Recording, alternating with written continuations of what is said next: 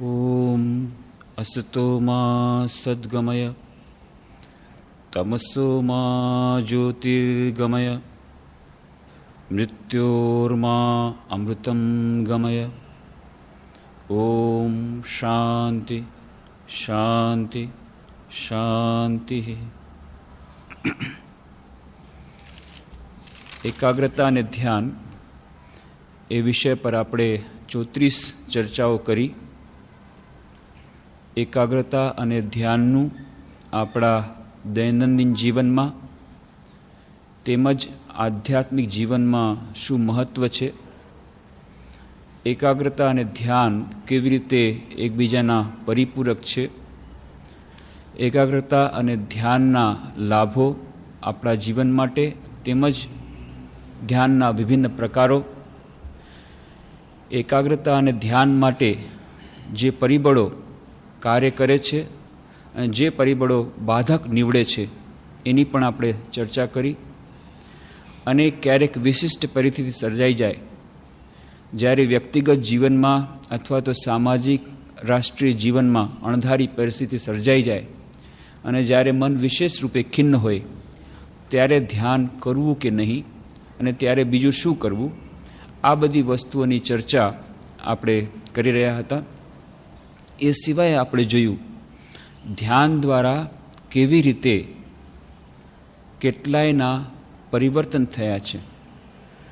એકાગ્રતા અને ધ્યાન દ્વારા કેવળ આધ્યાત્મિક જીવનમાં પ્રગતિ થાય છે એટલું જ નહીં, પણ કેટલાય લોકોના જીવન પણ બદલાઈ ગયા છે. દાખલા રૂપે આપણે રત્નાકર ડાકુની વાત કરી કે કેવી રીતે એ ઊંડા ધ્યાન દ્વારા મહર્ષિ વાલ્મીકીમાં પરિવર્તિત થઈ જાય છે, એની વાર્તા આપણે જોઈ. ફ્રેન્ચ ઓપેરા સિંગર માદમ કાલ્વે કેવી રીતે સ્વામી વિવેકાનંદના સંપર્કમાં આવીને તેમના ઊંડા ધ્યાન મગ્ન વ્યક્તિત્વથી પ્રભાવિત થઈને પોતે પણ ધ્યાનનો અભ્યાસ કરીને જે નિરાશાની ઊંડી ખાઈમાં ઉતરી ગઈ હતી, પોતાની એકમાત્ર પુત્રી જે બળીને મરી ગઈ હતી અને જેના આઘાતથી તેણે આત્મહત્યા કરવાનો ઈરાદો કર્યો હતો, એવી ઘોર નિરાશામાંથી કેવી રીતે ઉપર આવીને નવું જીવન શરૂ કરે છે, આ બધી વાતો પણ આપણે જોઈ હતી. એકાગ્રતા અને ધ્યાન દ્વારા જે નવજીવન મળે છે, વ્યક્તિત્વનું નિર્માણ થાય છે, એક નવું જીવન બક્ષી શકે છે, એનો એક વધુ પુરાવો છે શ્રી રામકૃષ્ણ દેવના અંતરંગ પાર્ષદ સ્વામી અદ્ભુતાનંદજી મહારાજનું જીવન. આજે સંયોગથી સ્વામી અદ્ભુતાનંદજી મહારાજની જન્મતિથિ છે.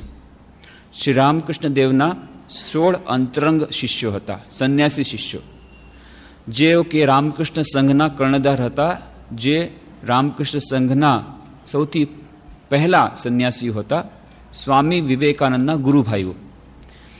એ જે 16 સંન્યાસી શિષ્યો જેની છબીઓ આપણે મંદિરમાં જોઈએ છીએ, એમાંના એક સ્વામી અદ્ભુતાનંદજી. જ્યારે સંન્યાસ દીક્ષા દેવામાં આવી વરાહનગર મઠમાં, શ્રી રામકૃષ્ણના અંતર્ધ્યાન પછી, તેમની મહાસમાધિ પછી બધાએ ગુરુભાઈઓએ, સ્વામી વિવેકાનંદ તેમના ગુરુભાઈઓએ સંન્યાસ લીધો. ત્યારે સ્વામી અદ્ભુતાનંદજી, ત્યારે તેમનું નામ લાટુ મહારાજ હતું, એ ત્યારે બનારસમાં હતા. અને જ્યારે તેઓ પાછા આવ્યા ત્યારે સ્વામી વિવેકાનંદે તેમને કહ્યું, લાટુ તું પણ સંન્યાસ લઈ લે. અને તેમણે સંન્યાસ લીધો અને તેમનું નામ સ્વામી વિવેકાનંદે રાખ્યું સ્વામી અદ્ભુતાનંદ. કેમ? તેઓ કહેતા કે લાટુ એ રામકૃષ્ણ દેવનો ચમત્કાર છે, સૌથી મોટો ચમત્કાર છે. He is a miracle of Shri Ramakrishna. એ અદ્ભુત છે. આવો અદ્ભુત ચમત્કાર બીજો કોઈ મેં જોયો નથી. શ્રી રામકૃષ્ણનો સૌથી મોટો ચમત્કાર, અને એનું નામ એટલા માટે અદ્ભુતાનંદ. અને ખરેખર નામને અનુરૂપ બધા જ એમાં ગુણો, અદ્ભુત, બધી વાતોમાં અનોખા, બધી વાતોમાં વિલક્ષણ. જેટલા સંન્યાસી શિષ્યો શ્રી રામકૃષ્ણના અથવા તો સ્વામી વિવેકાનંદના ગુરુભાઈ, બધા ખૂબ ભણેલા ગણેલા, મોસ્ટ ઓફ ધેમ ગ્રેજ્યુએટ્સ, ત્યારના કલકત્તા યુનિવર્સિટીના ગ્રેજ્યુએટ્સ. કોઈ મેડિકલ સ્ટુડન્ટમાં સ્વામી શારદાનંદજી, સ્વામી વિવેકાનંદ ગ્રેજ્યુએટ થયેલા અને LLB કરી રહ્યા હતા. આ બધાએ ખૂબ ભણેલા ગણેલા. એમાંના એક જ એવા કે જેમણે ફોર્મલ એજ્યુકેશન લીધું નહોતું, જાણે પુરાવો આપવા માટે કે જેમ શ્રી રામકૃષ્ણ દેવે પુસ્તકોથી જ્ઞાન પ્રાપ્ત નહોતું કર્યું, જાણે સીધું જગન્માતા પાસેથી અને ઈશ્વર પાસેથી જ્ઞાન મેળવ્યું હતું, તો ફોર્મલ એજ્યુકેશન વગર પણ, ઔપચારિક શિક્ષણ વગર પણ વ્યક્તિ ફક્ત ધ્યાન અને એકાગ્રતા દ્વારા કેવી રીતે જીવનની ઉચ્ચતમ અવસ્થામાં અને ઉચ્ચતમ વ્યક્તિત્વને પ્રાપ્ત કરી શકે એનો પુરાવો આપવા માટે જાણે કે સ્વામી અદ્ભુતાનંદજીનું જીવન. એક સાધારણ ગામડિયા, બિહારમાં છપરા નામનો જિલ્લો છે, અને છપરા જિલ્લામાં કોઈ એક ગામડું, એ ગામડાનું નામ હજી પણ મળતું નથી, કારણ કે એમના લાટુ મહારાજના પૂર્વ જીવન વિશે કંઈ ખબર પડતી નથી. અને સંન્યાસી હતા તો એ જેને કહેવાય ટ્રેડિશનલ મોન્ક, એટલે કે પરંપરાવાદી સંન્યાસી હતા. જ્યારે પણ એમને પૂછવામાં આવતું તમારા પૂર્વાશ્રમની વાત કરો, અરે શું પૂર્વાશ્રમની વાત, સંન્યાસી કોઈ દિવસ પૂર્વાશ્રમની વાત ન કરવી જોઈએ, તમે ભગવાનની વાતો કરો, મારા પૂર્વાશ્રમની વાત શું કરવા પૂછવા માંગો છો, ચલો ચલો, એ ડાયવર્ટ કરી દેતા હતા. પોતાના પૂર્વાશ્રમ વિશે કંઈ કહેતા નહોતા. એટલે એમનો જન્મ ક્યારે થયો એ પણ ખબર નથી, ક્યાં થયો એ પણ ખબર નથી, પણ છપરાના કોઈ જિલ્લામાં થયો. ખૂબ જ ગરીબ માતા પિતા, ખૂબ જ ગરીબ.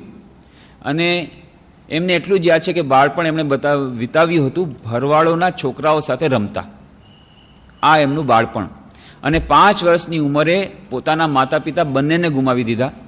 અને એમના એક કાકા હતા, એમની દેખરેખ કરતા. કાકા પણ એટલા ગરીબ કે પછી ખાવા પીવાનું ન મળે એટલે કલકત્તા ગયા.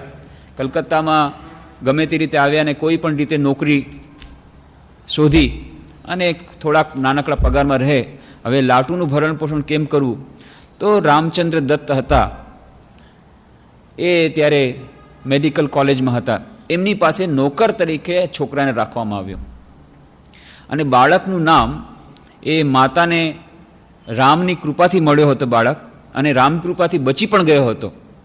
એટલે એ સમજતા હતા કે રામે આની રક્ષા કરી છે અને આવી રીતે બચાવે છે, એટલું નામ રાખ્યું હતું રાખતું રામ. એટલે કે જેને રામે જેની રક્ષા કરી છે, રામ જેને રાખે છે એનું નામ રાખતું રામ. એ રાખતું રામમાંથી ત્યાં કલકત્તા આવ્યા ત્યારે એમાંથી લાટુ થઈ ગયું. લાટુમાંથી પછી લેટો અને પછી નેટો, આમ ઘણા બધા એમના નામ થયા. પણ રાખતું રામમાંથી લાટુ.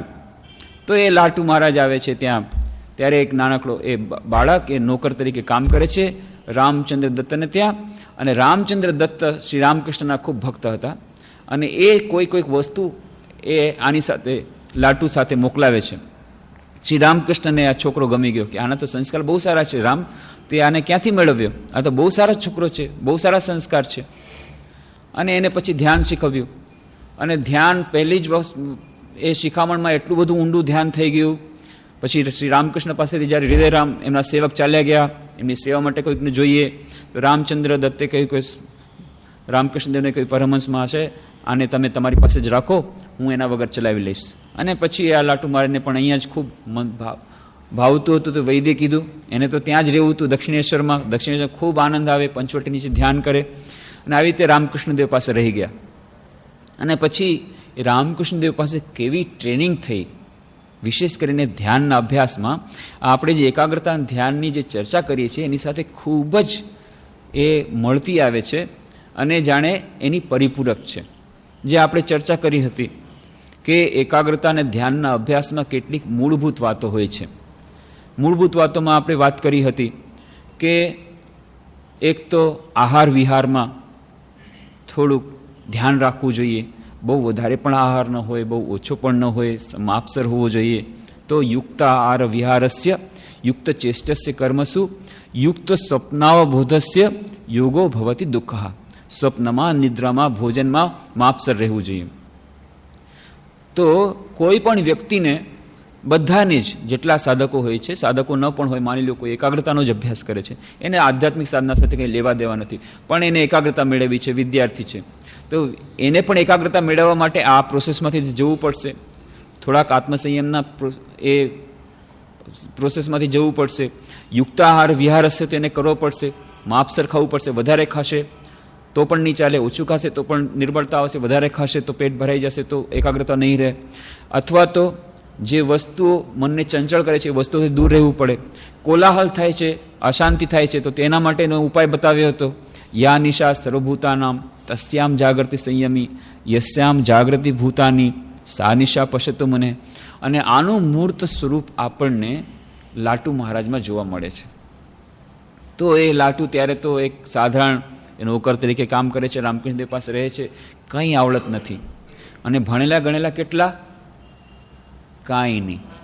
કોઈ દિવસ નિશાળ નથી ગયા, કોઈ દિવસ વાંચતા લખતા કાંઈ ના આવડે. પછી છેવટે રામકૃષ્ણદેવ પાસે જ્યારે રાખવામાં આવ્યા, રામકૃષ્ણદેવ પોતે પણ તો વધારે ભણેલા નહોતા, એમને પણ તો ત્યાં જ્યારે કામરપુકુરમાં રાખવામાં આવ્યા હતા ત્યારે ભાગી જતા, નિશાળમાંથી ડ્રામા કરવા માટે ભાગી જતા. વિશેષ કરીને ગણિત નથી, મને બહુ ચક્કર આવે છે ગણિત ભણવાથી, તો ભણવાનું તો છોડી જ દીધું તેમણે. તો બહુ ઓછું ભણ્યા હતા, પણ કમસે કમ એ પોતાના સિગ્નેચર કરી શકતા, દસ્તખત કરી શકતા અને થોડું થોડું વાંચી લેતા.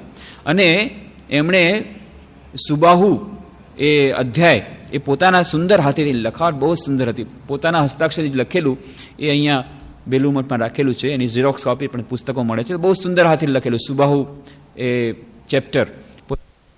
થોડું થોડું લખતા આવડતું, થોડું વાંચતા આવડતું. આ છે રામકૃષ્ણની શિક્ષા. હવે આ જ્યારે લાટુ મહારાજ અહીંયા આવ્યા તો કે છે, લાટુ અહીંયા આટલા બધા લોકો આવે અને તું સાવ અભણ, કેવું લાગે? તો તું થોડું કંઈક શીખ, કમસે કમ થોડું તો લાગતા વાંચતા વાંચતા શીખ. હવે કોણ શીખવાડે? એટલે રામકૃષ્ણદેવ પોતે એને શીખવાડવા બેઠા. આ શિક્ષા શરૂ થઈ. તો પહેલાં જ કહે છે ક, તો જ્યાં કહે છે બોલ ક, તો એ તો બિહારી હતા, બિહારથી આવ્યા હતા, તો કહે છે કા. અરે કા નહીં ક, તો ફરી કહે છે કા. વારંવાર આ કા કહે છે. અરે જો તું ક ને જો કા કહીશ તો પછી કને કાનો લાગશે, કા કહેવા માટે પછી શું કહીશ તું? અરે ક બોલ ક. 3 દિવસ સુધી ક સુધી ચાલ્યું. પછી રામકૃષ્ણદેવનું માથું ફરી કે ભાઈ મારાથી તારું ભણવાનું નહીં થાય, તું બસ આમને જ ઠીક છે. આ લાટુ મહારાજની શિક્ષા, ક સુધી એમનું ભણતર, કથી આગળ ન વધી શક્યા એવા લાટુ મહારાજ. પણ એક ખૂબ શ્રદ્ધા, રામકૃષ્ણદેવ જે કે બરાબર અક્ષર પાલન કરવાનો પ્રયત્ન કરે. બસ ગુરુદેવે જે કીધું છે બરાબર પાલન કરવું છે.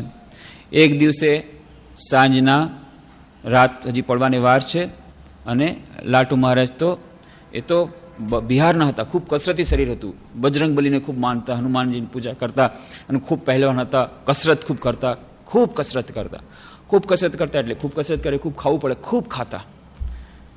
કેટલી ઢગલા બંધ રોટલીઓ ખાઈ જાય, અડદની દાળ ખાઈ જાય, બધું ખાઈ જાય, ખૂબ ખાય. અને પછી સુવાનું પણ જોઈએ, તો સુવાનું પણ એટલું સરસ જોરદાર. હવે અહીંયા જ્યારે રામકૃષ્ણની સેવામાં આવ્યા તો રામકૃષ્ણ જોયું, અરે લાટુ તું આટલું ખાઈશ તો આમાં સાધન ભજન કેવી રીતે ચાલશે? રામકૃષ્ણ દેવે તો બધા માટે કોટા ફિક્સ કરી દીધો હતો કે ભાઈ અહીંયા તમે આવે છે સાધન ભજન માટે. તો એ તો વાત જાણીએ છીએ, શારદા દેવીના જીવન ચરિત્રમાં આવે છે કે બધા માટે એમણે રાશનિંગ કરી દીધું હતું કે રાતના યોગીને આટલી રોટલી ખાવાની, રાખાલ સ્વામી બ્રહ્માનંદ આટલી રોટલી ખાવાની, નરેન વિવેકાનંદ આટલી રોટલી ખાવાની, લાટુ આટલી રોટલી ખાવાની, બધા માટે રોટલીનો કોટા ફિક્સ કરેલો છે. અને એ વાત આપણે જાણીએ છીએ કે પછી એક દિવસે જોયું, પૂછ્યું, તે કેટલી રોટલી ખાધી? તો આટલી રોટલી ખાધી. તે કેટલી રોટલી ખાધી? આટલી રોટલી ખાધી. અરે બોલાવો મા શારદા, માને બોલાવો. એટલે કે તમે આને આટલી રોટલી કેમ આપી? જ્યારે કીધું હતું કે આટલી જ રોટલીને આપવાની, તમે આનાથી વધારે કેમ આપી? મા શારદા કે એને ભૂખ લાગી તે એટલે જ લીધી હશે ને. પણ આ લોકો અત્યારે સાધન ભજન કરવા આવ્યા છે, આ એ લોકોની ઉંમર છે સાધન ભજન કરવાની. જો આટલું બધું ખાશે તો સાધન ભજન કેમ થશે? એ લોકોને આખી રાત સાધન ભજન કરવાનું છે. જો પેટ ભારે રહેશે તો સાધન ભજન નહીં કરી શકે. તો આ લોકોને જે તમે વધારે ખાવાનું આપી દીધું, એ લોકોની આધ્યાત્મિક સાધનાની જવાબદારી કોણ લેશે? મા શારદા દેવીથી સહન ન થયું. રામકૃષ્ણના ખૂબ જ અનુચર, જેમ કે રામકૃષ્ણ દેવની સામે કોઈ દિવસ નથી બોલ્યા, પણ આજે પહેલી વાર રામકૃષ્ણ દેવ બોલે છે. એની ચિંતા તમારે કરવાની જરૂર નથી, એ લોકોની સાધનાની હું જોઈશ, પણ ખાવા પીવાની વાતમાં તમારે ડબડબ કરવાનું નહીં. આ છે મા શારદાનો અધિકાર. હું મારા દીકરાને, સંતાનને ભરપેટ જમાડીશ, આ મારો અધિકાર છે. હું એ લોકોને ઓછું જમાડી શકીશ નહીં. જે થવાનું છે થશે, હું બધું એની જવાબદારી લઉં છું. અને એ તો પ્રેમથી મા શારદા જમાડે છે. તો આ તો અન્ય પ્રસંગ. પણ જે વાત કહેવાની હતી કે રામકૃષ્ણદેવ ખૂબ જ સ્ટ્રિક્ટ હતા, બધું વોચ કરતા, બધું જોતા, શિષ્યોને કેવી રીતે સાધન ભજન કરે છે, કેટલું સૂવે છે, કેવી રીતે ખાય છે, કેવી રીતે ચાલે છે, કેવી રીતે જુએ છે, બધું એકદમ કડક નિરીક્ષણ. અને એટલા જ માટે એમણે જોયું કે અરે લાટુ તો જોરદાર ખાઈ રહ્યો છે, કસરત પણ કરે છે ને આ બધું થાય. અરે તું જે અહીંયા આવ્યા છો તો સાધન ભજન કરવા આવે છે. અહીંયા આટલું સરસ વાતાવરણ છે, મહાકાળીનું મંદિર છે, પંચવટી છે, તું આવા પવિત્ર વાતાવરણમાં રહી રહ્યો છે, તો તું સાધન ભજન કરવા આવ્યો છે પોતાની આધ્યાત્મિક સાધના માટે કે ખાવા પીવા માટે આવ્યો છો? લાટુમાં આજે ખાવાનું ઓછું કર્યું, હજી ઓછું કર. હજી પૂછે છે હજી કેટલી રોટલી ખાય છે? અરે આટલી રોટલી ખાવાથી કેમ થતા? હજી ઓછું કર્યું. પછી તો દુર્બળ થવા માંડ્યું શરીર, એક્સરસાઇઝ થતી નથી. છતાંય રામકૃષ્ણદેવે કીધું છે ઓછું કરવું પડે. ધીરે ધીરે ખૂબ સ્ટ્રગલ કરવું પડ્યું, કેટલું એમને સંઘર્ષ કરવો પડ્યો, ત્યારે એમણે ઓછા ભોજન પર આવ્યા. એવી જ રીતે નિદ્રા. એક દિવસે સાંજના જોઈએ છે રામકૃષ્ણદેવ લાટુ મહારાજ ઝોલા ખાય છે. અરે હજી તો રાત નથી પડી ને તું ઝોલા ખાવા માંડી ગયો. સાધન ભજન કરવા માટે આવ્યો છે. અત્યારે સાધન ભજનનો ટાઈમ છે, સાંજના સમયે તો કેટલું પવિત્ર તરંગો હોય, એક વિશેષ પ્રકારનું પ્રકૃતિ રૂપ ધારણ કરે, અને ત્યારે કુંડલીની એ સુષુમ્નામાંથી જતી હોય એ વખતે તો સાધન ભજન કરવાનો બહુ સરસ સુયોગ છે આ સાંજનો સમય. અને એ વખતે તું જો નિદ્રામાં ગાડી દઈશ તો સાધનામાં આગળ કેવી રીતે વધીશ? તે દિવસથી સાંજના સુવાનું લાટુ મહારાજે બંધ કર્યું. રાતના સૂતા, રાતના પણ વળી રામકૃષ્ણદેવ જગાડી દે. અરે 10 વાગ્યામાં સુઈ ગયા? અહીંયા તું સાધન ભજન કરાયો છે કે સુવા માટે આવ્યો છે? આખી રાત જપ ધ્યાન કરવાના. રાત આપી છે ભગવાને શેના માટે? રાતના પ્રકૃતિ એકદમ શાંત હોય ત્યારે તો સરસ થાય સાધન ભજન. આવી રીતે જ્યારે રામકૃષ્ણદેવની ખૂબ વર્ડ સાંભળી, ખૂબ એને મનમાં લાગી ગયું, ખૂબ દુઃખ લાગ્યું. અરે મારે આમ વારંવાર સાંભળવું પડે છે. બસ એમણે દ્રઢ નિશ્ચય કર્યો, નહીં, મારે હવેથી કોઈ દિવસ રાતના સૂવું નથી. દ્રઢ સંકલ્પ કર્યો. અને શું કર્યું? પછી પાસે ઝોલાવે છે, ઊભા થઈ ગયા. ગંગાની કાંઠે ખૂબ લટાર મારી, પાણી છાટ્યું અને આવીને બેઠા. થોડી વાર પછી વળી ઝોલા આવે છે, વળી ગયા, વળી પાણી છાટ્યું, વળી લટાર મારી, વળી શરીર ગરમ થઈ, વળી પાછા બેઠા. પણ કે નથી, સૂવું તો નથી જ. આવી રીતે એમણે કહ્યું કે 2 વર્ષ સુધી સતત સંઘર્ષ કર્યો, 2 વર્ષ સુધી, અને પછી નિદ્રા ઉપર વિજય મેળવ્યો. એ એક સાધારણ નોકર, બિહારનો ભણેલો નહીં, અભણ નોકર, પણ આ રામકૃષ્ણદેવની આ વાતથી અને કેવો પુરુષાર્થ કર્યો. આપણને એમ છે કે કૃપા મળી ગઈ, આ તો રામકૃષ્ણદેવનો ચમત્કાર હતો. પણ રામકૃષ્ણદેવનો જે ચમત્કાર થયો, કેવી રીતે થયો? જે મા શારદાદેવી કહેતા, બધા લોકો કહે છે કૃપા કૃપા. કૃપા મળશે કેવી રીતે? કૃપા તો ભગવાન કરે જ છે, પણ કૃપા પાછી ફરી જાય છે જ્યારે રિસીવ નથી થતી. ટ્રાન્સમીટરથી ગમે એટલા સરસ ટ્રાન્સમિશન થતા હોય, તમારું ટ્રાન્સમીટર સેટ, તમારું રિસીવર સેટ જો બરાબર નહીં હોય, એન્ટેના બરાબર નહીં હોય, તો ઇમેજ નહીં આવે. ગમે એટલું સારું ટ્રાન્સમીટર થતું હશે. તો ભગવાનની કૃપા તો થઈ જ રહી છે, પણ આપણો રિસીવર સેટ ખરાબ છે. તો મા શારદાદેવી કહે છે કૃપાની લોકો વાત કહે છે, પણ કૃપા પાછી ફરી જાય છે. કૃપા તો ભગવાન આપી રહ્યા છે. તો કૃપા મેળવવા માટે પોતાનો પુરુષાર્થ પણ જોઈએ. કેવી જાતનો પુરુષાર્થ? એ સ્વામી અદ્ભુતાનંદજી બતાવે છે. લાટુ મહારાજ મિરેકલ જે બતાવ્યું, કે રામકૃષ્ણનો મિરેકલ, રામકૃષ્ણદેવનો કેટલો મોટો ચમત્કાર. એક અભણ નાનકડા એક બાળક, એ અભણ બાળક, અને જેને કહેવાય કે બિલકુલ કોઈ પણ જાતની એને આવડત નથી, એમાંથી વિશ્વના મહાન સંતોમાંના એક આજે ગણાય છે. વિશ્વના ધર્મના વિભિન્ન ધર્મોના જે મહાન સંતો, એમાંના એક સંતોની હરોળમાં જે મુકાય છે સ્વામી અદ્ભુતાનંદજી. અહીંયાથી અહીંયા સુધી પહોંચી જવાનું કેવી રીતે થયું? કૃપા તો ખરી જ, સાથે સાથે એમનો પોતાનો કેવો પુરસ્કાર, કેવો પુરુષાર્થ, કેવી સંકલ્પ શક્તિ, અને સાથે સાથે આ ધ્યાનનો ચમત્કાર. તો આવી રીતે અદ્ભુતાનંદ લાટુ મહારાજે બસ જે દિવસથી દ્રઢ નિશ્ચય કર્યો, તે દિવસે પછી કોઈ દિવસ રાતના સૂતા નહીં. હા, દિવસના કોમ્પન્સેટ કરી લેતા ક્યારેક ક્યારેક, પણ રાતના તો સૂતા નહીં. સ્વામી શારદાનંદજી કહેતા કે પછીથી મેં ક્યારેય પણ આ લાટુને રાતના સૂતા નથી જોયો. અને બહુ સરસ રમૂજી એ ઉદાહરણ આપતા કે વરાહનગર મઠમાં રામકૃષ્ણની મહાસમાધિ પછી વરાહનગર મઠ, જેમ આપણે વાત કરી, ભૂતિયા બંગલામાં એ લોકો રહેવા માંડ્યા. ખાવા પીવાનું કંઈ ઠેકાણું નહીં, રહેવાનું કંઈ ઠેકાણું નહીં. એમાં જ સાધન ભજનમાં બધા એકદમ નિમગ્ન થઈ ગયા છે. રાતના સ્વામી શારદાનંદજી કહે છે, રાતના જોયું કે ખટખટ ખટખટ અવાજ આવે છે. લાઇટ તો બંધ છે, ખટખટ અવાજ ક્યાંથી આવે છે? એટલે એમને આવી ગયું ઉંદર મારા ખ્યાલથી ખટખટ ખટખટ કરે છે. એટલે જોરથી આમ અવાજ કર્યો, થપકારો માર્યો ને, હઈ જોરથી અવાજ માર્યો. તો આમ કરવાથી અવાજ બંધ થઈ ગયો. એટલે લાગ્યું કે ચાલો ઉંદર વળગ્યો. વળી પાછી થોડી વાર પછી વળી ખટખટ ખટખટ શરૂ થાય છે. આખી રાત આવી રીતે નીકળ્યું. એટલે બીજે દિવસે એમણે વિચાર કર્યો કે આજે તો મારે જોવું છે કોણ ખટખટ કરે છે, આ ઉંદરને પકડો છે ગમે તે રીતે. એટલે બીજે દિવસે જ્યાં ખટખટ શરૂ તરત જ એમણે લાઇટ કરી. લાઇટ જ્યાં કરી જુએ છે લાટુ મહારાજ પોતાના બિછાના પર સૂતા નથી, ત્યાં બેઠા બેઠા જપ કરે છે અને જપમાળાનો અવાજ થાય છે ખટખટ ખટખટ ખટ. એટલે કે તવે અરે સાલા, એ લોકોમાં તો ખૂબ એ હતી મિત્રતા હતી. આવી રીતે અમને લોકોને નીંદર ખરાબ કરે છે ને આવી રીતે ચોરી છુપીથી જપ કરે છે, તો અમારાથી આગળ વધવા માગે છે ને. એ લોકોમાં કોમ્પિટિશન ચાલતી હતી કોણ ધ્યાનમાં જપમાં આગળ વધે છે. તો બધાએ સૂઈ જાય.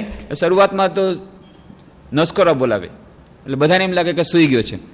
જ્યાં બધા સૂઈ જાય પછી પાછા ઊભા થઈને એ જપ કરે કે આજે તારી ચાલ પકડાઈ ગઈ, તું અમને લોકોને બેવકૂફ બનાવે છે અને આવી રીતે એકલો એકલો જપ કરે છે, અમારાથી આગળ વધવા માગે છે, પકડાઈ ગયો આજે. અને ખરેખર એ લાટુ મહારાજની એક વાત મનમાં ખૂબ ઈચ્છા થઈ હતી કે લોરેનભાઈ સૌથી આગળ છે. લોરેનભાઈ, સ્વામી વિવેકાનંદનું નામ હતું નરેન, નરેનને નરેન કહીને બોલાવતા અને લાટુ મહારાજનું બિહારી ઉચ્ચારણ તો એ નોરેનભાઈને લોરેનભાઈ. તો લોરેનભાઈને મારે હરાવવા છે. લોરેનભાઈ આધ્યાત્મિક સાધનામાં આગળ વધે છે ને હું એનાથી આગળ વધી જઈશ. પણ કે મેં કેટલી ટ્રાય કરી, કેટલો પ્રયત્ન કર્યો, હું જ્યાં આગળ વધું સાધનામાં ત્યાં જોઉં છું લોરેન મારા કરતાં વળી હજી આગળ વધી ગયો છે. વળી હું આગળ વધું તો વળી જોઉં મારા પર લોરેનભાઈ હજી આગળ વધી ગયો છે. છેવટ સુધી હું લોરેનભાઈને આંબી ન શક્યો. પણ આ એમને બતાવે છે કે કેટલી એમના મનમાં ધગશ હતી આધ્યાત્મિક રીતે આગળ વધવાની, કે લોરેનભાઈને પણ મારે પછાડી પાડો છે આધ્યાત્મિક સાધનામાં. અને એટલા માટે રાતના સુવાનું ફક્ત દોડ કરી આખી રાત સાધન ભજન કરવું, જપ ધ્યાન કરવું, આ લાટુ મહારાજનું ચાલતું. અને આવી રીતે આહાર અને નિદ્રામાં પહેલાં તો એના ઉપર વિજય મેળવ્યો, ખૂબ પુરુષાર્થ કરીને. એના માટે કેટલું એમને સંઘર્ષ કરવો પડ્યો હશે કે એક કસરતી શરીર, કેટલું બધું એમને ખાતા હતા ત્યારે. અને એવી જાતનો કોઈ સંસ્કાર એમને નહોતા, એવી જાતની કોઈ ટ્રેનિંગ નહોતી, એવી જાતનું કોઈ વાતાવરણ નહોતું, અને એમાંથી અચાનક આમાં આવે છે. પણ એવી રીતે પોતે પુરુષાર્થ દ્વારા અને ગુરુના આદેશ ઉપર અમલ મૂકીને પછીથી કોઈ દિવસ રાતના સમસ્ત જીવન સુધી, મરણ જીવનના મૃત્યુના અંતિમ દિવસ સુધી તેઓ રાતના કોઈ દિવસ સૂતા નહોતા. છેલ્લે એમને ગેંગ્રીન થઈ ગયું હતું. બનારસમાં હતા, 1920ની વાત છે. ખૂબ જ તબિયત ખરાબ અને ડૉક્ટરે તો ના જ પાડી છે ને પૂર્ણ રેસ્ટ. અને ત્યારે તો ઉઠવાની સવાલ નથી. ત્યારે કહે છે સાંજ થઈ ગઈ છે, મને બેસાડી દો. કેમ? મારો નિયમ છે સાંજના સમયે તો મારે સૂવું ન જોઈએ. એમના ગુરુભાઈઓ સમજાવ્યા કે હા, રામકૃષ્ણ દેવનો તમને હતો ઉપદેશ, તમે બરાબર પાલન કર્યું આખું જિંદગી. કેટલી તમારી બીમારી હતી, કેવી કેવી જગ્યાએ રહ્યા અને કેટલી જગ્યાએ રહ્યા હતા, કેવી રીતે એનું વિચિત્ર જીવન છે. જીવન બહુ જ રમૂજપૂર્ણ પણ છે, બહુ જ ઇન્ટરેસ્ટિંગ છે, રસિક જીવન એમનું અને અદ્ભુત જીવન છે. એટલે જ એમનું નામ અદ્ભુતાનંદ. તો એ જીવન વાંચોથી ખબર પડે. તો કેવી જગ્યાએ રહ્યા, બધી જગ્યાએ આવી રીતે તમે રાતના તો કોઈ દિવસ સૂતા નથી. તો હવે અત્યારે તો તમે બિછાના પરથી તમને બેઠા નહીં કરી શકાય. શરત મહારાજને કીધું સ્વામી સાધન કે ના, ડૉક્ટરે ના પાડી છે. યોગીન મહારાજ ના પડે. હવે શું થાય? છેવટે કે જો તમે લોકો મારું કોઈ નહીં માનો, ત્યારે મારા ખ્યાલથી બનારસમાં તુર્યાનંદજી મહારાજ હતા. શરત મહારાજ અને આ તો નહોતા. શરત મહારાજ અને યોગાનંદજી તો ત્યારે એમનું તો મહાસમાધિ થઈ છે ને. સ્વામી શારદાનંદજી તો ત્યારે કલકત્તામાં હતા. પણ સ્વામી તુર્યાનંદજીને એમણે કહ્યું, હરિ મહારાજને, એ ત્યારે હતા ત્યાં બનારસમાં, એમને કહ્યું કે તમે મને બેઠો કરી દો. કે ના, જો તમે લોકો નહીં મને મદદ કરો તો મારે છેવટે મહાવીરનું શરણ લેવું પડશે. થોડી વાર પછી આવે છે તુર્યાનંદજી, જુએ છે ગમે તે રીતે એવી અવસ્થામાં પણ બેસી ગયા છે પોતાના બિછાના પર સ્વામી અદ્ભુતાનંદ. છેવટ સુધી એમણે જે સંકલ્પ કર્યો હતો કે રાતના સૂવું નહીં, તો મરણ સુધી પણ તેમણે રાતના એ ધ્યાનમાં જ વિતાવી. ગમે તેવું શરીર હોય, ગમે તેવી તબિયત હોય, ગમે તેવું સ્વાસ્થ્ય અને ગમે તે જગ્યાએ હોય. અને કેવી જગ્યાએ રહેતા. વરાનગર મઠમાંથી તો પછી નીકળી ગયા, તો પછી બેલુર મઠમાં કર્યું તો સ્વામી વિવેકાનંદ. સ્વામી વિવેકાનંદ જ્યારે બેલુર મઠની સ્થાપના કરી, એક દિવસ જુએ છે લાટુ મહારાજ કાંધ પર એક પોટલું બાંધી અને ગેટની બહાર જઈ રહ્યા છે. અરે લાટુ, શું થઈ ગયું? અરે ભાઈ, તમે આ પશ્ચિમ દેશોથી આવ્યા અને આ બધું ત્યાં પાશ્ચાત્યની રીતભાત લાવ્યા છે, નવા નિયમ કર્યા છે. ઘંટી વાગે એટલે બધાને ધ્યાન કરવા બેસી જવાનું, ઘંટી વાગે એટલે બધા જમવા બેસી જવાનું. આ બધું મને નહીં પોસાય. મારે તમારા જેવી ઊંચી સ્થિતિ નથી થઈ ગઈ કે ઘંટી વાગે એટલે તમે કહો ધ્યાન કરો તો ધ્યાન કરવા બેસી જાય. જ્યારે ધ્યાન થવાનું છે ત્યારે મારું થશે, તમારા કહેવાથી મારું ધ્યાન નહીં થાય. એટલે આ બધા નિયમ મને પોસાશે નહીં. સ્વામીજી પછી હસતા છે કે અચ્છા લાટુ, તારા માટે આ બધા નિયમ નથી. અને પછી પાછા બોલાવ્યા. પણ તો એ બેલુર મઠમાં નહોતા રહેતા, બહાર રહેતા, ગંગાને કાંઠે. મોટા ભાગનું જીવન એમનું ક્યાં ગયું? ગંગાને કાંઠે. અને કેવી રીતે ખાવાનું? ભિક્ષામાં જે આપે એ ખાઈ લેવાનું. કોઈ પણ ભિક્ષા આપે તો ખાઈ લઈએ, જે મળ્યું ખાઈ લેવાનું. અને એને કારણે તો એમને તબિયત પણ ખરાબ થાય તો એ માને નહીં. કોઈ દિવસ ચણા પલાળીને રાખ્યા છે, બસ ખાઈ લીધા. એક દિવસે ગંગાને કાંઠે ધ્યાન કરી રહ્યા છે. તો ત્યાં ગંગાને કાંઠે, ગંગા છે સમુદ્રની પાસે છે, એટલે ભરતી ઓટ આવે, એબ્સ એન્ડ ટાઇડ્સ. ભરતી આવે ને ઓટ આવે, જ્વાર ભાટા જેને કહેવાય. તો એ ચંદ્રના કિરણોને લીધે બધું થાય.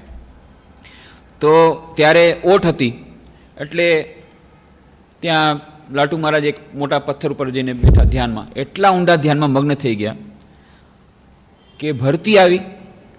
ભરતી આવીને ગંગાને કાંઠે તો એમના પથ્થરમાંથી તો ડૂબી જવાના છે, પણ એમને ત્યારે ધ્યાન નથી કે આવી મોટી ભરતી આવે છે ને પાણીમાં ડૂબી જાય છે. ત્યારે કોઈક શિષ્ય કહ્યું, એમને ઉઠાડવાનો પ્રયત્ન કર્યો, પણ એ તો સમાધિમાં છે. ત્યારે છેવટે કોઈ કે જેને રામકૃષ્ણ કીધું, અરે આ તો લાટુ તો ડૂબી જશે, આવી રીતે ગંગાને કાંઠે આવી રીતે સમાધિમાં મગ્ન થઈ ગયો છે. છેવટે રામકૃષ્ણદેવને આવીને કહેવું પડ્યું, અરે લાટુ ઉઠ ઉઠ. અને એમને મંત્ર જ ઉચ્ચાર કર્યો, ત્યારે એમની સમાધિ ભંગ થઈ. અને ત્યારે પછી એમને લાવ્યા. આવા કેટલા બધા ઉદાહરણ. ત્યાં દક્ષિણેશ્વરમાં શિવજીના મંદિરમાં ધ્યાન કરવા મોકલ્યો. લાટુને એટલું ઊંડું ધ્યાન લાગી ગયું, દર્શન થયા. પછી બધાએ કીધું કે લાટુ તો એકદમ નિશ્ચેષ છે, મરી ગયો છે. મરી નથી ગયો, એ સમાધિમાં છે. જઈને રામકૃષ્ણદેવ કહે છે. પછી મંત્રોચ્ચાર કર્યો, માંડ માંડ એને ભાન આવ્યું લાટુ મહારાજને. પછી કહે છે હું ક્યાં છું? અને ત્યારે જોયું કે પરસેવેથી રેપઝેપ થઈ ગયા છે, એ ઉચ્ચ સ્થિતિમાં છે. રામકૃષ્ણ પોતાને હાથેથી પંખો કરી રહ્યા છે, પંખાથી હવા કરી રહ્યા છે. લાટુ મહારાજ જ્યારે હોશ આવ્યા, અરે તમે આ શું કરી રહ્યા છો? એમને તો ખૂબ જ સંકોચ થયો. તમે મને હવા કરી રહ્યા છો, આ તો બરાબર નથી. તમે મારા ગુરુ થઈને શિષ્યને હવા કરી રહ્યા છો, મને કેટલું પાપ લાગશે. હું કંઈ તને હવા નથી કરી રહ્યો, તારી અંદર જે શિવજી છે એને હવા કરી રહ્યો છું. રામકૃષ્ણદેવે કહ્યું, ખરેખર તારામાં શિવ પ્રવેશ થયા છે, તું બોલ શું થયું હતું? અને પછી લાટુ મહારાજ કે આવી રીતે હું શિવલિંગ તરફ ધ્યાન કેન્દ્રિત કર્યો હતો, અચાનક બધો પ્રકાશથી ભરાઈ ગયો ઓરડો, અને પછી પ્રકાશ મારામાં આવ્યો ને હું નિશ્ચેતન થઈ ગયો. તો કે હા બરાબર, તારામાં શિવજીએ પ્રવેશ કર્યો છે એટલે તારી આવી અવસ્થા હતી, તારા શિવજીને હું હવા કરી રહ્યો છું. અને પછી એ ધ્યાનમાં. તો આ જે ક્યાં ને ક્યાંથી ક્યાં સુધી પહોંચી ગયા, કેવી ઉચ્ચ સ્થિતિમાં. અને જે બુદ્ધિ જેનામાં બિલકુલ નહોતી, બહારથી તેમ લાગે અભણ હતા, શું બુદ્ધિ હશે એમાં, પણ કેવી બુદ્ધિ ડેવલપ થઈ ગઈ કે સ્વામી વિવેકાનંદ એમને પછી પ્લેટો કહીને બોલાવતા. નામ હતું રાખતું રામ, રાખતુરામાંથી થયું લાટુ, લાટુમાંથી નેટો અને લેટો, પણ લેટોમાંથી સ્વામી વિવેકાનંદને પ્લેટો કહીને બોલાવતા. પ્લેટો કહીને બોલાવતા શું કરવા? કે ભાઈ તારી બુદ્ધિ તો પ્લેટો જેવી છે. એક એક વાત એવી કરે ક્યારેક લાટુ મહારાજ કે સ્વામી વિવેકાનંદનો જવાબ ન આપી શકે. જેમ કે ઉદાહરણ 1901ની વાત છે, 1898ની વાત છે. ત્યારે સ્વામી વિવેકાનંદ અમેરિકન શિષ્યાઓ બધે આવ્યા હતા, અને એમની સાથે સ્વામી વિવેકાનંદ કાશ્મીર ભ્રમણ માટે ગયા હતા. તો ત્યાં ભ્રમણ માટે જ્યારે ગયા તો શ્રીનગરમાં એક જૂનું મંદિર હતું. એ જૂનું મંદિર જોવા જ્યારે ગયા તો જોતા જોતા સ્વામી વિવેકાનંદ તો ખૂબ ઇતિહાસના મહાન જાણકાર હતા, અને ખૂબ એમનું ઊંડું અધ્યયન, એની શું એમની નિરીક્ષણ શક્તિ જોતા જોતા મોઢામાંથી એમ નીકળી ગયું, આ મંદિર લાગે છે ઓછામાં ઓછું 3000 વર્ષ જૂનું હશે. બાજુમાં લાટુમાં જ હતા. કેવી રીતે જાણ્યું કે આ 3000 વર્ષ જૂનું હશે? સ્વામી વિવેકાનંદે કીધું, જો લાટુ તું જો ભણ્યો હોત તો હું તને સમજાવવાનો કદાચ પ્રયત્ન કરત કે કેવી રીતે મને આ અંદાજ આવ્યો. લાટુ મહારાજ કે ઓ સમજો, તમારી બુદ્ધિની દોડ એટલી બધી છે કે મારા જેવા મૂર્ખને પણ એક સાધારણ વાત સમજાવી શકતા નથી. જાણી લીધી તમારી બુદ્ધિ કેટલી છે. બધાએ ખૂબ હસ્યા. એટલે આવી એવી વાતોથી એવી વાતો કરે એ લાટુ મહારાજ કે સ્વામી વિવેકાનંદ કે આ તો પ્લેટો છે, મારો પ્લેટો. તો એને પ્લેટો કહીને બોલાવતા. કે ક્યાંથી ક્યાં બુદ્ધિ પહોંચી. એક સાધારણ નોકર પણ સ્વામી વિવેકાનંદને પણ ક્યારેક ક્યારેક આર્ગ્યુમેન્ટમાં હરાવી દે. અને કેટલા મહાન અમેરિકન ભક્તો હતા સ્વામી વિવેકાનંદને 2 વાતમાં ચૂપ કરી દેતા, એવા પ્રશ્નો પૂછતા, અને લાટુ મહારાજ એવા જવાબ આપે કે સામે કોઈ બોલી ન શકે. અને મહાન લોકો એમની પાસે આવ્યો શિક્ષણ ગ્રહણ કરવા માટે. ડૉક્ટર ડી મેલો, એ ડૉક્ટર ડી મેલો ત્યાં માયાવતીમાં ગયા હતા. માયાવતીમાંથી પછી પાછા ફર્યા અને કલકત્તામાં આવ્યા, અને ત્યાં લાટુ મહારાજની સાથે વાતચીત કરે છે. તો ડીમેલો સાથે વાંચીએ તો ડીમેલો ઘણા બધા પ્રશ્નો પૂછે છે, ધ્યાન વિશે કેટલા બધા પ્રશ્નો પૂછે. લાટુ મહારાજ બધા સરસ જવાબ આપે છે ઉચ્ચતમ. પછી કહે છે કે મને કન્ફ્યુઝન થાય છે, મારે શેના પર ધ્યાન કરવું. અને પછી એમણે પોતાનું વિવરણ આપ્યું કે આવી રીતે હું માયાવતીમાં હતો અને ત્યાં ડેસ્ક પર મેં જીસસ ક્રાઇસ્ટનો ફોટો રાખ્યો હતો. અચાનક જીસસ ક્રાઇસ્ટનો ફોટો જાણે જીવંત બની ગયો અને પાછો એ જીવંત એ મૂર્તિમાંથી રામકૃષ્ણ દેવની મૂર્તિ આવી ગઈ. જાણે એમ લાગ્યું સાક્ષાત રામકૃષ્ણ દેવ છે. થોડી વાર પછી જોયું કે સાક્ષાત રામકૃષ્ણ દેવમાંથી સાક્ષાત ભગવાન બુદ્ધ આવી ગયા. આવી રાતનું મને દર્શન થયું. મારે કોના પર ધ્યાન કરવું મને સમજમાં નથી આવતું. તો લાટુમાં કે જુઓ, ઈશ્વરના વિભિન્ન રૂપો છે. ઈશ્વર સગુણ સાકાર પણ છે, નિર્ગુણ નિરાકાર પણ છે. ડૉક્ટર ડીમેલે કે આજ હું વિચાર કરતો હતો અહીંયા આવતા પહેલાં કે હું પૂછીશ કે ભગવાન નિરાકાર છે કે સાકાર. પોતાની મેળે લાટુ મહારાજે કીધું કે નિર્ગુણ પણ છે, નિરાકાર પણ છે, સાકાર પણ છે. અને જુઓ, એ ઘણા રૂપો ધારણ કરી શકે છે. અને આ જે તમે જોયું છે એમાં ખોટું કાંઈ નથી. દર્શન તમારા સાચા છે. તો બહુ ધરપતથી હવે મારે કોના પર ધ્યાન કરવું મને સમજમાં નથી આવતું. લાટુ મહારાજે પૂછ્યું, પોતાને એમને હિસ્ટ્રિકલ ડિટેલ્સ લીધી, કયા ફેમિલીમાંથી આવે છે, કયા પરિવારમાં. ખબર પડી કે તેઓ 4 જનરેશનથી ક્રિશ્ચન બની ગયા હતા ને એમના 4 પહેલાં જે જનરેશન 4 જે એમના એ પરિવારો પહેલાંના એ બધામાં વંશજોમાં બધા જીસસ ક્રાઇસ્ટના ઉપાસક હતા. તો એમણે કહ્યું નો, તો પછી તમારે ઈસુ ખ્રિસ્ત પર ધ્યાન કરવું. અને અમે સમજવું કે ઈસુ ખ્રિસ્ત અને રામકૃષ્ણ એક જ છે. અને આવી રીતે એમને બહુ સરસ વ્યવહારિક આપ્યો હતી.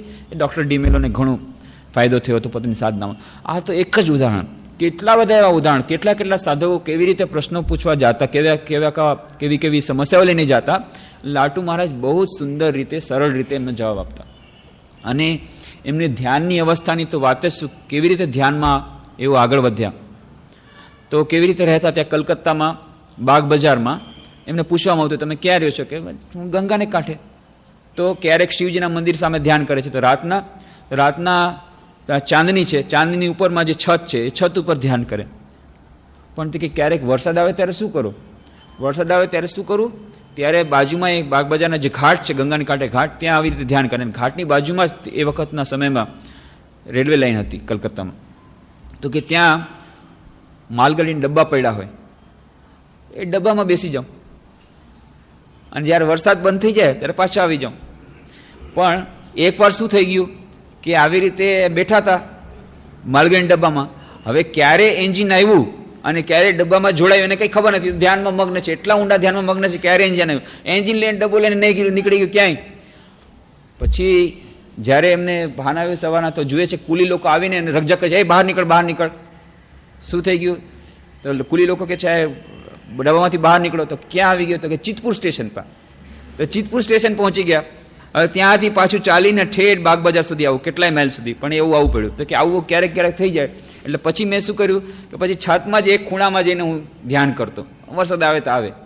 આવી રીતે ખૂબ કઠોરતાથી એમનું જીવન વધે, પણ ધ્યાન છોડ્યું નહીં. એક દિવસે ત્યાં નાવમાં, ગંગાના કાંઠે નાવ હોય એટલે પુવાલ એટલે કે ઘાસ, એ ઘાસનો મોટો ઢગલો કરે અને મોટા ઢગલા એ દ્વારા નાવથી પાર કરે. તો એકવાર લાટુ મહારાજે શું કર્યું કે નાવમાં બેસી ગયા ધ્યાન કરવા માટે. હવે ધ્યાન કરે છે, આટલા પુવાલમાં તો લાટુ મહારાજ તો દેખાય નહીં. નાવી કે ક્યારેક આવ્યું, લંગર છોડ્યું, નાવ લઈને બહાર, એ તો ચાલ્યા ગંગાને કાંઠે. પછી જુએ છે કે નાવ તો ચાલી રહી છે, ક્યાં આવી ગયા? પછી આને ધ્યાન દઈ ગયા, ત્યાં તો માણસ કોઈ બેઠો છે કે તમે શું કરો છો? તો હું ધ્યાન કરતો હતો. હવે શું થાય? તો જોયું કે ત્યાં દક્ષિણેશ્વર સામે દેખાય છે, કે મને ત્યાં દક્ષિણેશ્વરમાં ઉતારી દો. તો દક્ષિણેશ્વર મંદિરની બાજુમાં ઉતારી દીધા. ત્યાં દક્ષિણેશ્વર મંદિરમાં કે ચાલો આજે રામકૃષ્ણદેવની એવી ઈચ્છા હતી, તો આવી રીતે ધ્યાન કરતા દક્ષિણેશ્વર પહોંચી ગયા નાવમાં. દક્ષિણેશ્વરના મંદિરના દર્શન કરીને પાછા પછી જ્યાં રહેતા હતા ત્યારે. આવી રીતે અદ્ભુત એમનું જીવન, અને ધ્યાનમાં એટલા ઊંડા મગ્ન થઈ જાય. અને આ ધ્યાન દ્વારા કેવી રીતે એમનું જીવન પરિવર્તન થઈ ગયું, ક્યાંથી ક્યાં પહોંચી ગયા, આ બધી બહુ જ વિલક્ષણ વાર્તા. તો એ સ્વામી અદ્ભુતાનંદજીની 2-3 વાતો, આ જે આપણે એકાગ્રતા ધ્યાન વિશેની થોડીક વાતો કરી હતી, એના 2-3 દ્રષ્ટાંતો આપણે આપ્યા હતા. પણ એ પ્રસંગે આપણે પુનરાવર્તન કરી લઈએ કે એક વાત જેમણે કરી હતી, આપણે કહ્યું હતું કે જ્યારે એકાગ્રતા મેળવવા માટે શુદ્ધ આહારની બહુ જરૂર છે. આહાર શુદ્ધૌ સત્વશુદ્ધિ, સત્વશુદ્ધૌ ધ્રુવા સ્મૃતિ. કે આહાર જો શુદ્ધ હોય તો એનાથી આહાર શુદ્ધૌ સત્વશુદ્ધિ, બુદ્ધિ શુદ્ધ થાય ને એના પછી ધ્રુવા સ્મૃતિ આવે. તો એ માટે આપણે 3 વાનરની મૂર્તિની વાત કરી હતી કે 3 વાનરની જે વાત કરી યતીશ્વરાનંદજી મહારાજે જેમ કહ્યું હતું કે ભાઈ મેં એક વિચિત્ર મૂર્તિ છે સ્વિટ્ઝરલેન્ડના તળાવની કાંઠે કે એક વાનરનું આંખ તો બંધ છે, એક આંખ બંધ છે ને એક આંખ ખુલ્લી છે, એક કાન બંધ છે એક ખુલ્લો છે અને મોઢું અડધું ખુલ્લું છે. એમને સમજવામાં આવ્યું અને પછી એમને ખબર પડી, હા વેદનો શ્લોક યાદ આવ્યો, વાત કરી હતી ભદ્રમ કર્ણ્ય વિષ્ણુયામ દેવા કે આંખોથી મંગળમય બધું સાંભળો, કાનોથી મંગળમય સાંભળો, આંખોથી મંગળમય જુઓ, મોઢેથી મંગળમય બોલો.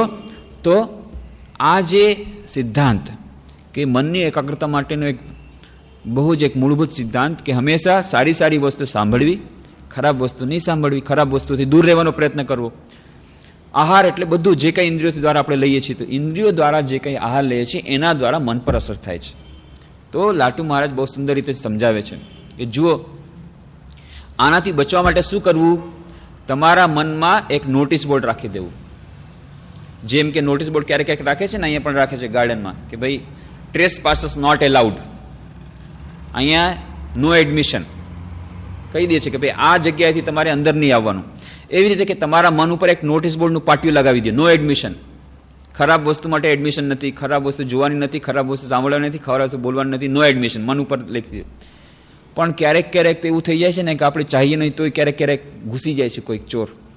એવી રીતે આપણે ન ચાહીએ તોય કંઈ જોવાઈ જાય છે, ન ચાહીએ તોય સંભળાઈ જાય છે. તો શું કરવું કે એવી રીતે જ્યારે ચોર પેસી જાય તરત જ પોલીસને હવાલે કરી દેવાના. ચોર જો ઘૂસી જાય પહેલા તો નોટિસ બોર્ડ રાખી દેવાનું, નો એડમિશન, ઘૂસવા જ નહીં દેવાના. પોતાની આંખો દ્વારા કોઈ દિવસ કોઈ અમંગળ નહીં જોવાનું, કાનો દ્વારા અમંગળ નહીં સાંભળવાનું. પછી ઘૂસી જાય તો તરત જ પોલીસને હવાલે કરવાનું. પોલીસ એટલે શું? વિવેક, ડિસ્ક્રિમિનેશન. વિવેક બુદ્ધિને હવાલે કરી દેવાનું. જો આને આમ કર્યું છે, હવે જે આ વસ્તુ ન કરે, આ વસ્તુ બરાબર નથી, આને રિજેક્ટ કરો. તો બહુ સુંદર સાધારણ દૃષ્ટાંત દ્વારા કેવી રીતે સમજાવતા. પ્રાર્થનાની વાત કરી, એમણે પ્રાર્થના ન પહોંચે તો શું કરો, એપ્લિકેશન કરો, તો તમને ઇન્ટરવ્યૂ માટે ડેટ આપશે. જેમ કોઈ નોકરી માટે લોકો નથી આપતા, એપ્લાય કરે છે. તમે ભગવાનને જોયા નથી તો શું, કાંઈ વાંધો નહીં. ભગવાનને જોયા નથી તો એના માટે ઇન્ટરવ્યૂ માટે તમે પહેલાં એપ્લિકેશન તો કરો. આ એપ્લિકેશન નામ જ છે પ્રાર્થના. ન જોયા હોય તો તમે પ્રાર્થના તો કરી શકો. પ્રાર્થના કરો, જે એમ્પ્લોયમેન્ટ માટે જેમ તમે એપ્લિકેશન લખો છો, ભગવાનને ઇન્ટરવ્યૂ માટે, દર્શન માટે તમે પ્રાર્થના કરો. તો આવી રીતે સુંદર ઉદાહરણ દ્વારા, સાધારણ જે દૃષ્ટાંતો દ્વારા લાટુ મહારાજ મોટી મોટી એ જે આધ્યાત્મિક જીવનની સાધનાઓ વિશે બહુ સુંદર રીતે સમજાવતા. તો આવી રીતે એ આની તો આપણે વાત કરી જ હતી કે બીજી વાત એમણે કરી હતી નિરાશ થવાને માટે. કોઈક એમ કહે કે બહુ નિરાશ થઈ ગયા છે, કે નિરાશ નહીં થવાનું. આધ્યાત્મિક સાધનામાં નિરાશા બહુ ખરાબ વસ્તુ છે. તો એ ભક્તનું નિરાશા જતી નથી. જુઓ એક માણસ જઈ રહ્યો હતો, તો એક નાલો હતો, નાલો એને પાર કરવો હતો. હવે શું થાય, લોંગ જમ્પ કરવો પડે. તો લોંગ જમ્પ કરવા માટે એણે શું કર્યું, એ થોડોક પાછળ ગયો, પાછળ જઈ અને થોડું દોડ્યો, દોડી અને એણે છલાંગ લગાવી, તો એથી પાર ગઈ ગયો. તો શું થયું કે એ જે એણે દોટ મૂકી એનાથી તો જ્યાંથી પાછો આવ્યો તો એ ડિસ્ટન્સ તો કવર કરી લીધું, એટલું તેણે પાર કર્યું. એ સિવાય એણે નાલો પણ પાર કરી લીધો છલાંગ લગાવીને. તો છલાંગ લગાવવા માટે ક્યારેક રિટ્રીટ કરવી પડે, ક્યારેક રનિંગ સ્ટાર્ટ લેવા માટે તેને રિટ્રીટ કરવી પડે. આ રિટ્રીટ તમારા પ્રગતિ માટે છે. એવી જ રીતે આધ્યાત્મિક સાધનામાં ક્યારેક ક્યારેક રિટ્રીટ આવે ત્યારે એમ નહીં માનતા કે તમારી અવનતિ થઈ રહી છે. નહીં નહીં, આ તમારે લોંગ જમ્પ કરવાનો છે. એ લોંગ જમ્પ કરવા માટે તમે થોડાક બેક ગિયરમાં જઈ રહ્યા છો. કેટલી સુંદર વાત. આધ્યાત્મિક સાધકો માટે બહુ જ અત્યંત મહત્વપૂર્ણ આ એક સૂચન કે ક્યારે પણ નિરાશ થવાનું નહીં. ક્યારેક ક્યારેક એમ લાગે છે અરે આ તો આપણે ઉપર જવાને બદલે હજી નીચે જઈ રહ્યા છે, હજી મને આપણું ઉતરવું વધારે ચંચળ થઈ રહ્યું છે, હજી આપણે નીચે ઉતરી રહ્યા છે. નહીં નહીં, આ તો બેકવર્ડ આપણું ગિયર લઈ રહ્યા છીએ. આ જે રિટ્રીટ કરી રહ્યા છીએ એ લોંગ જમ્પ કરવા માટે જઈ રહ્યા છે. એના પછી લોંગ જમ્પ કરવાનું છે. એટલા માટે આપણે થોડુંક રિટ્રીટ કરી, આપણા મને રિટ્રીટ કરી છે, આપણને ખબર નથી, આપણે સબકોન્શિયસ મને રિટ્રીટ કરી છે. ત્યારે આપણને રિટ્રીટથી શું થશે, આપણને દોટ મૂકવા માટે સહાયરૂપ થશે. તો જેમ લોંગ જમ્પ કરવા માટે થોડીક રિટ્રીટ કરવી પડે, એમ જ્યારે આધ્યાત્મિક પ્રગતિ કરવાની હોય તો મહાન આધ્યાત્મિક તમારો જમ્પ થવાનો છે. એ જમ્પને પહેલાં આ થોડીક તમને નિરાશાની ક્ષણ આવી છે, આ હમણાં દૂર થઈ જશે ને પછી લોંગ જમ્પ, પછી તમે હજી આગળ વધી જશો. એવી આશાની વાણી. કેટલી એમાંથી એને શક્તિ મળી એ આધ્યાત્મિક સાધકને. એવી નાની નાની વાતો દ્વારા એ લાટુ મહારાજ બધું સમજાવતા. પછી ક્યારેક ક્યારેક કોઈક સાધકે કહ્યું કે આ જુઓ, જપ ધ્યાન કરવાથી મારી તો ઉલટાની સમસ્યા વધી ગઈ. મન ચંચળ હતું એના કરતાં વધુ ચંચળ થઈ ગયું છે, અને પહેલાં નહોતા આવતા વિચારો એવા બધા આવવા માંડી ગયા છે, એના કરતાં ધ્યાન નહોતા કરતા ત્યારે સારા હતા. આ ઘણાના મનમાં આવો પ્રશ્ન જાગે છે. લાટુ મહારાજ અભણ કેટલો સુંદર ઉકેલ આપે છે. જુઓ, વાત શું છે ખબર છે? ભગવાનના નામમાં અમોઘ શક્તિ રહેલી છે. એટલી અમોઘ શક્તિ રહેલી છે કે જ્યારે ભગવાનનું નામ અને ભગવાનનું ધ્યાન તમે કરો છો ત્યારે શું થાય, એમાં એટલી ગરમી છે, એ ગરમીને લીધે આ મનની અંદર, તમારા અચેતન મનમાં ઘણા રાક્ષસો બેઠેલા છે. રાક્ષસો એટલે કે આપણી દુષ્પ્રવૃત્તિઓ, દુષ્વિચારો. આ દુષ્વિચારો રૂપી, દુષ્પ્રવૃત્તિ રૂપી, કુસંસ્કારો રૂપી રાક્ષસો ભીતર બેઠેલા છે, પણ અત્યારે આપણને ખબર નથી. પલંગ નીચે ચોર બેઠેલા છે, અંધારું છે, આપણે સમજીએ છીએ આપણે ખૂબ સેફ છીએ, પણ ચોર ક્યારે અટેક કરશે કંઈ ખબર નહીં. જ્યાં લાઇટ કરી તો શું થઈ ગયું? ચોર પલંગ નીચે તો બહાર આવી ગયા. તો આપણે શું એમ માનીએ છીએ, અરે ક્યાં અમે લાઇટ કર્યા, એના કરતાં નો લાઇટ કરી તો સારું હતું. અરે ન લાઇટ કરી હોત તો ગમે ત્યારે તમારું ખૂન કરી દે. આ તો સારું થયું લાઇટ કરી તો બહાર આવ્યા, પણ હવે શું કરવાનું? હવે બીવાનું નહીં. હવે એ જ પ્રકાશ દ્વારા સારી રીતે સામનો કરીને બહાર ધકેલી મૂકવાના.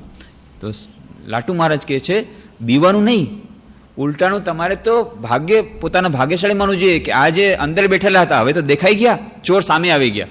જે રાક્ષસ અંદર પેસેલા હતા, આ ભગવાનના નામના જપ અને ધ્યાન દ્વારા એ સામે આવી ગયા. તો હવે શું કરવાનું? હવે એને બહાર કેમ કાઢી મૂકવા? બહુ સરસ આપે છે.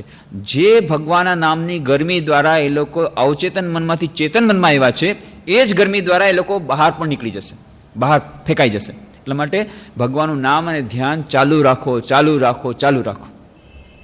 કેટલી સુંદર વાત.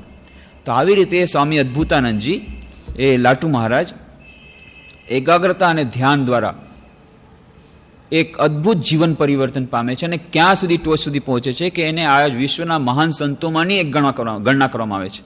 એમના ઉપદેશો પણ જુઓ, એમનું જીવન જુઓ, તો એ બધું એ મહાન સંતોમાંની ગણના થાય છે. પણ આ બધું થયું કેવી રીતે? એક અભણ છોકરામાંથી એ જે બની ગયા આટલા મહાન સંત, એકાગ્રતા અને ધ્યાનના અભ્યાસ દ્વારા. ગુરુદેવે કહ્યું એ પ્રમાણે કર્યું. પોતાની સંકલ્પ શક્તિ, પોતાનો પુરુષાર્થ, રામકૃષ્ણદેવની કૃપા, એ તો બધું બરાબર છે, પણ પોતાનો પણ પુરુષાર્થ, અને બધી જાતની સમસ્યાઓનું સમાધાન કરે છે.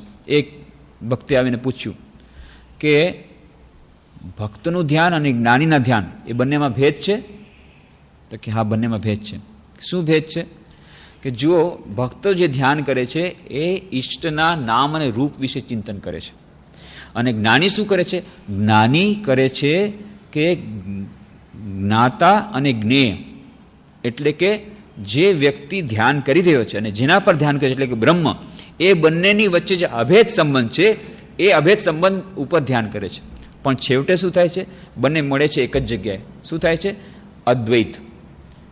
અંત તો જે ઈષ્ટનું નામ અને રૂપ અને જે ધ્યાન કર્યું છે ભક્ત, એ બંને એક બને છે, અને જ્ઞાનીનું પણ ધ્યાનમાં એ પણ અદ્વૈતને જ પામે છે. જ્ઞાની, જ્ઞાન અને જ્ઞેય ત્રણેય એક થઈ જાય છે. ધ્યાતા, ધ્યેય અને ધ્યાન, એ ત્રિપુટી ભેદને મટી જાય છે. એમ ભક્તો પણ પોતાની પ્રેમ દ્વારા, પોતાની ભક્તિ દ્વારા એ પણ એક થઈ જાય છે. આટલું ઊંચું જ્ઞાન જેણે નિર્વિકલ્પ, અને પછી નિર્વિકલ્પ સમાધિ કોને કહેવાય, સવિકલ્પ સમાધિ કોને કહેવાય, સચેતન સમાધિ કેવી કહેવાય, એનું જ્યારે વર્ણન કર્યું ત્યારે જે એમણે સાંભળ્યું એમણે કહ્યું કે જેણે પોતે પ્રત્યક્ષ આવી રીતે સમાધિનું જેણે ન કર્યું અનુભવ, એ આવી રીતે બોલી જ ન શકે. આટલો સૂક્ષ્મ ભેદ, ચેતન સમાધિ આને કહેવાય, સચેતન સમાધિ આને કહેવાય, અને નિર્વિકલ્પ સમાધિ આને કહેવાય, આને નિર્બીજ સમાધિ કહેવાય. એનો ખૂબ ઊંડાણથી જે આટલી બધી રીતે એનું એક્સપ્લેનેશન દેવું ઉદાહરણ દ્વારા, એ તો જેણે એવી જાતનો અનુભવ કર્યો હોય એ જ કરી શકે. તો આવી રીતે સ્વામી અદ્ભુતાનંદજી લાટુ મહારાજના જીવનમાં આપણને એક શીખ મળે છે કે એકાગ્રતા અને ધ્યાનના અભ્યાસ દ્વારા કેવી રીતે વ્યક્તિ પોતાના આધ્યાત્મિક જીવનનું પરિવર્તન કરી શકે છે. એટલું જ નહીં કે સમસ્ત જીવન એનું પરિવર્તન પામે છે. બુદ્ધિ કૌશલ્ય હોય, આધ્યાત્મિક જ્ઞાન હોય, સમસ્ત જીવન એનું પરિવર્તન પામે છે. તો આ વિશે એકાગ્રતા ધ્યાન વિશેની આગળની ચર્ચા આપણે આવતા શનિવારે 6 વાગે કરવાનો પ્રયત્ન કરીશું. આજે જ વિરમીએ.